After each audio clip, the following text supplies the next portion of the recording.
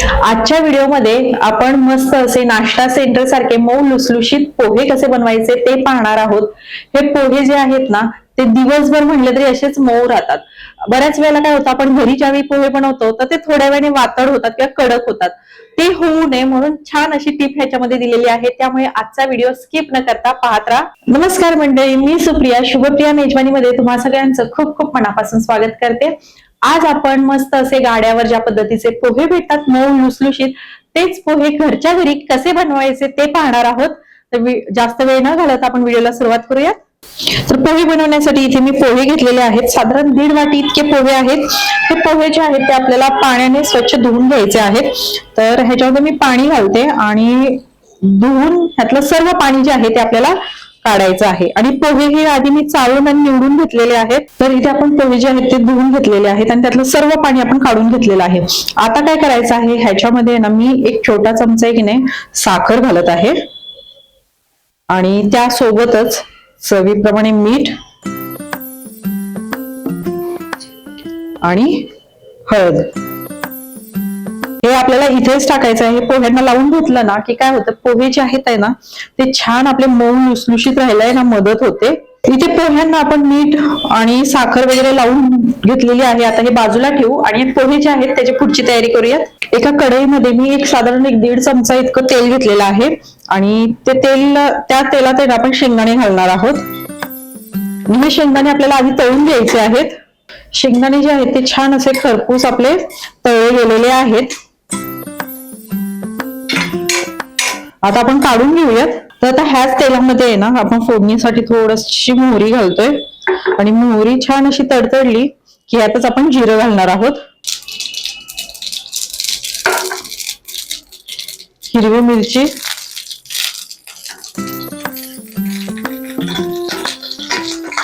आणि ह्यातच आपण घालणार आहोत कांदा।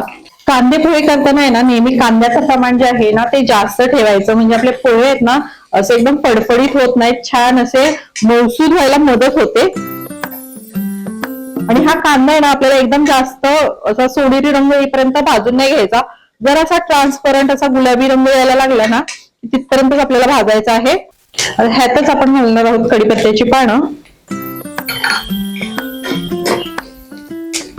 आपला कांदा जो आहे तो आपण भाजून घेतलेला आहे, तो असा जरासा ट्रान्सपरंट आणि मऊ झालेला आहे। इतपतच आपल्याला कांदा जो आहे तो अशा पद्धतीने भाजून घ्यायचा आहे। आता ह्याच्यामध्ये ना आपण जे पोहे भिजवून घेतले होते की नाही ते घालणार आहोत ह्याच्यामध्ये। हे पोहे जे आहेत ते आपण मिक्स करून घेऊयात। गॅस जो आहे तो मध्यम ठेवलेला आहे आणि मध्यम गॅसवर आपल्याला हे सगळं मिक्स करून घ्यायचे आहेत। हे पोहे जे आहेत ते आपले व्यवस्थित मिक्स करून झालेले आहेत। आता अत्यंत महत्वाची स्टेप आपल्याला करायची आहे, थोडासा पाण्याचा हबका जो आहे तो आपल्याला ह्या पोह्यांना द्यायचा आहे। ह्यामुळे काय होतं की आपले पोहे छान असे दिवसभर मऊसूद राहतात। तर हबका दिल्यानंतर मिक्स करून घेऊयात आणि ह्याच्यावर झाकण ठेवून अगदी 2 मिनिटाची आपण एक वाफ काढून घेऊया। गॅस जो आहे तो बारीक ठेवायचा आहे। साधारण 1-2 मिनिटं झालेली आहेत आपण झाकण ठेवून। आता आपण झाकण जे आहे ते काढूयात। छान अशी वाफ जी आहे ती बसलेली आहे पोह्यांना।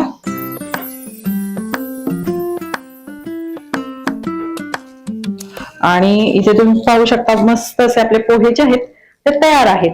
आता सर्वात शेवटी आपल्याला काय करायचं आहे, ह्याच्यावर आहे ना आपण घालणार आहोत बारीक चिरलेली कोथिंबीर आणि जे आपण शेंगदाणे तळून घेतले होते की नाही ते सुद्धा आपण ह्याच्यात घालूयात। एकदा मिक्स करूयात आणि गॅस जो आहे तो बंद करून घेऊयात। तर इथे आपले मस्त असे मऊ लुसलुशीत कांदे पोहे जे आहेत ना ते तयार आहेत। आता आपण काढून घेऊयात।